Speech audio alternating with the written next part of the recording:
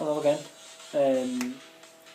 Thought I'd make a video on how to build the coils that I use in the J-Bow dripper that I spoke about in my last video. I've had a couple of people asking me how I make them because I don't actually use a drill, but they always turn out pretty decent. And it's one of them where a lot of people who I actually go out with, they constantly asking me to make these coils for them. So I thought I'll try and show you how to make them. Give it a go yourself. Coils that we're going to be making, Fused Claptons. We're going to use 24 gauge for the internal core, and then the actual Clapton I'm going to be using 39 gauge nichrometer. It's one of them, I feel like the nichrome gives a lot of it, it's a lot easier to work with. I use camphor on the inside because it's, you know, a bit more rigid. I like the core to be nice and, you know, nice and strong, but it's not going to flex out of place. And the nichrome just heats up a lot easier with it being a softer metal. And yeah, it's just a lot easier to work with. Gonna need a couple of pairs of pliers, some cutters, some ceramic tweezers, or you can use normal ones if you want, but you know, ceramic.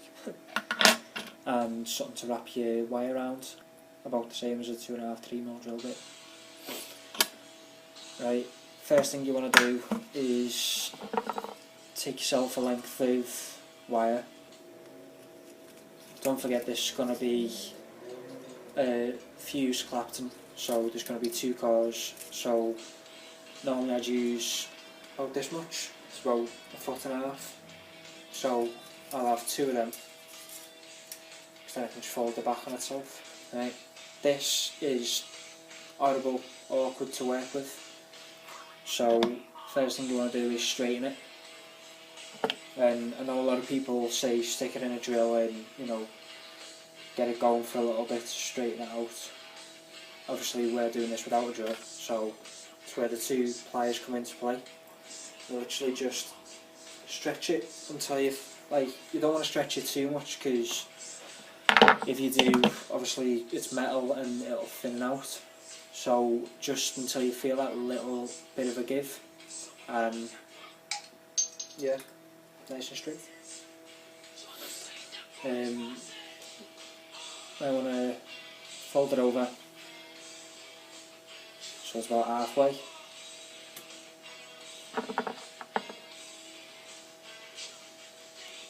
I'm going to make a little loop at the end, so this end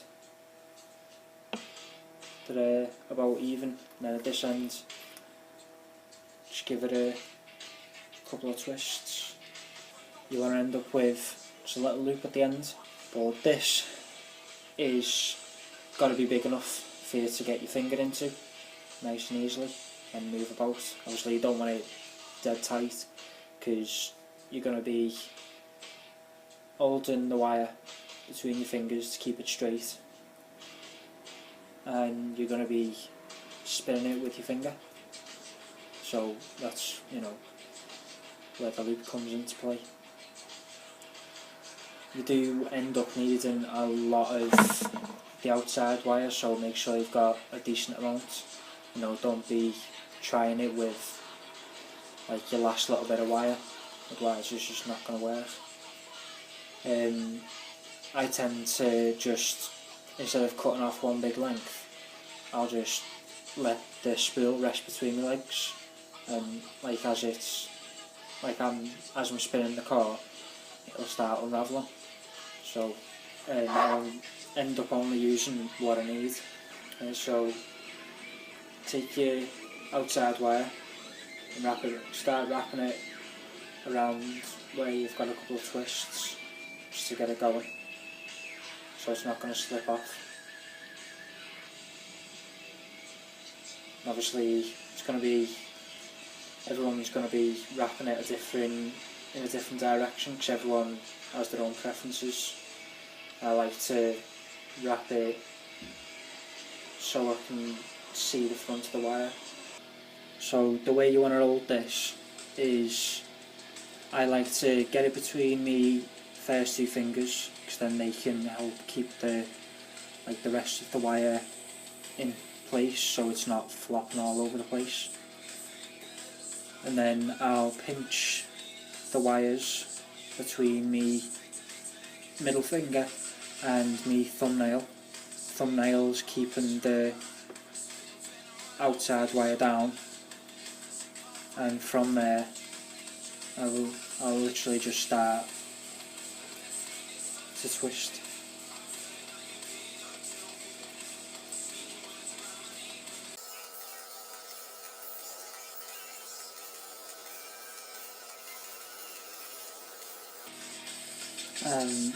As you can see, obviously it takes a while because obviously we can't spin our fingers at like however many thousand revolutions per minute, but it does start to take shape. It takes about 10 minutes ish to get the whole length done, so we'll try and fast forward through that.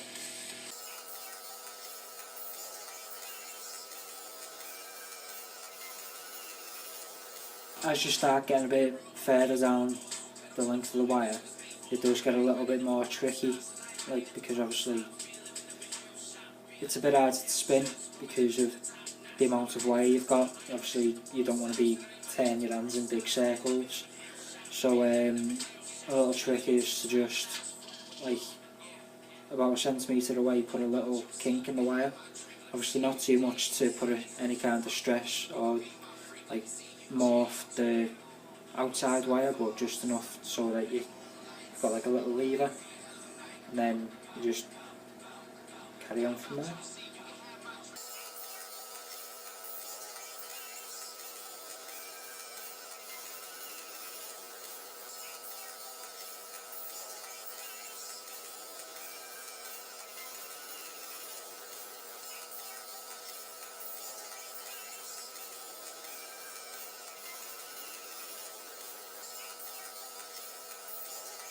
And the good part about doing this by hand is that when you're using a drill, if you are to make a mistake and the wires start overlapping and going back on themselves, then because of how quick it's going, you will end up going quite a way back. Whereas, because we're only going slow, you'll notice straight away if you make a mistake. You'll only go back like 1 or 2 wraps, but obviously you can just undo it nice and easily. Like I said, this is very time consuming doing it by hand, but I think it's so much nicer knowing that you've actually made the wire yourself. Like, oh, speaking of which, I've gone back on myself a little bit more than normal because I wasn't really paying attention, but just unravel it a little bit, get it back to normal, and carry on going. But yeah, it's sort of like when you're little and you end up buying your mum, well, not buying but making your mum something for a birthday, and it's like she likes it a lot because it's handmade, it's made by you. I think this is the same feeling, like a little bit of self-accomplishment. Yeah. Obviously when someone says to you, oh, how do you make that coil, or because I know a lot of people who do buy these coils ready-made, they just spend far too much money on it. I think they spend like £5 for a pair of just one pair of coils, when I can spend a fiver on, say, 50 metres of wire, and then make, what, as many as I want. The fact that you've made it, and you do end up wanting to go out to your mates and show off, like, oh, I made these by hand, you know, wrap them myself without a drill. And I was like, oh, how'd you manage to do that? And you say, oh, this Liam lad showed me. But let's quickly finish this off.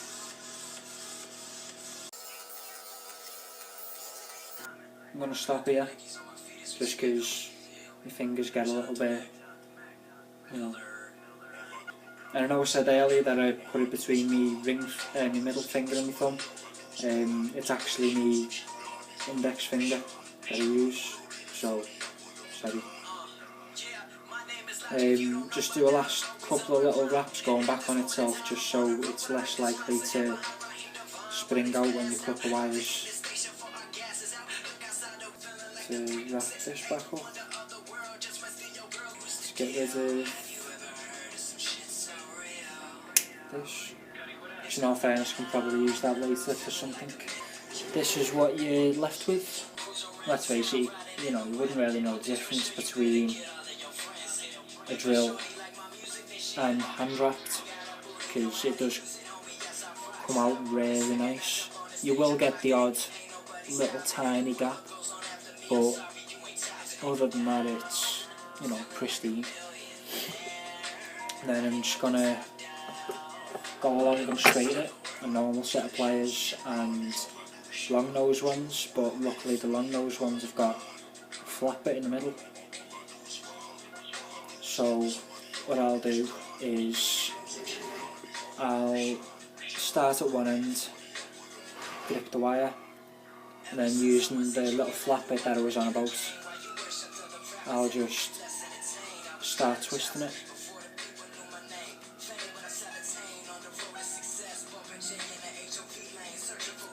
And getting it to straighten out.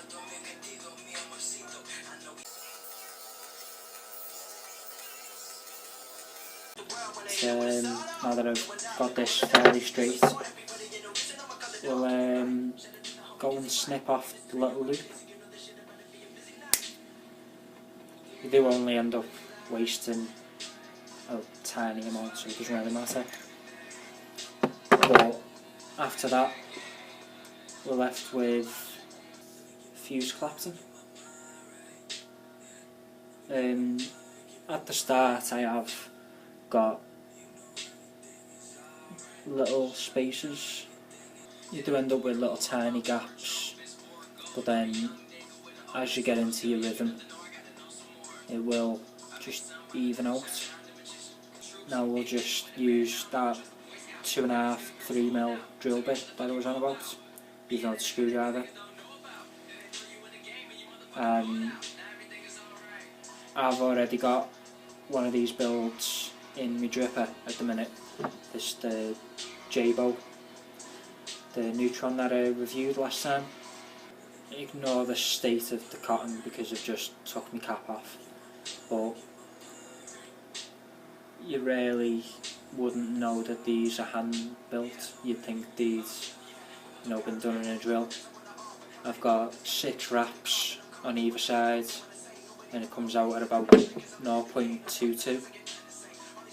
So obviously if you want a higher resistance coil, you just put 7 or 8 wraps. If you want a lower, just do 4 or 5. Really up to you, everyone's their own. But for me, my sweet spot is around 0.2, 0.25. I like to stick to 6 wraps. I won't actually be putting these into my dripper now, because I only made those ones last night, and then as I was halfway through making them I was like, oh, I probably should have made a video about this. And today's a miserable day, it's been raining. Supposed to go out for a ride earlier, but rain put a stop to that, so thought I might as well make this video. Hopefully you like it. Hopefully it's been of, you know, some help. Because I know before me and my mates stumbled upon like how to do this, we were always gasping for a drill and we never had one, and it was always a pain in the backside. And just how did he actually come out?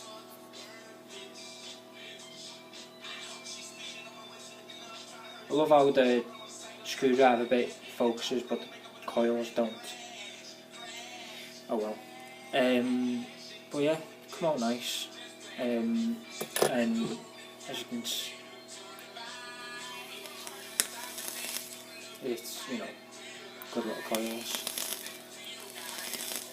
And the good thing about them is, if you're into like coil art, if you like getting that funky blue colour because of the nichrome on the outside, when you start pulsing them on your mod, they will actually go a really nice bluey purpley colour.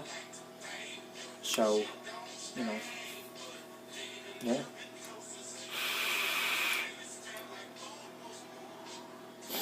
We'll leave it at that one for today. Subscribe. If you like the video, give it a thumbs up. If you don't, thumbs down. Hopefully it's a thumbs up.